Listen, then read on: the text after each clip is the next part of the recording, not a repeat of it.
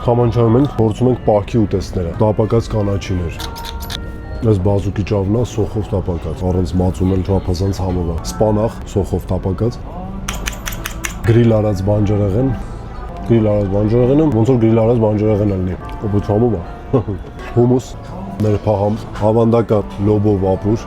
լիարժեք մսին կարա փոխարինի, դդմով կրեմ ապուր առանց սերուցքի, ավելուկով ապուր, չափազանց օգտակար, հավանդական հացոները, խավիար, արմիր բիբար, իման բարդի, աջիկա, այս էլ բարի ախորժակ է, ոնց որ, թաբուլը, հարմացնող համով, արարատյան աղցան, լիքը կանաչիներ, տարբեր տեսակ, վարունգ, քինոայով աղցան, պահքի համար իրան պատրաստում ենք առանց հավի մսի, ոչ պակաս համով է, խորոված բարիքները մանգալից, շունքնա, լոլիկ, տմբուկ, բիբար, կարտոֆիլ, գյոզալ դեսերտը, ավելուկով աղցան, գրեթե նույն աղցանն է, բայց առանց կամած մածուն է։ Հիմնական ուտեստներից խորհուրդ կտամ արիշտան, Արիշտան պատրաստված է սնկով ու սպանախով հագեցնողը, մշոր իմ ամենասիրելի ուտեստներից, ոսպ, սալորաչիր, ծիրանի չիրն է, իհարկե կոմպոտ,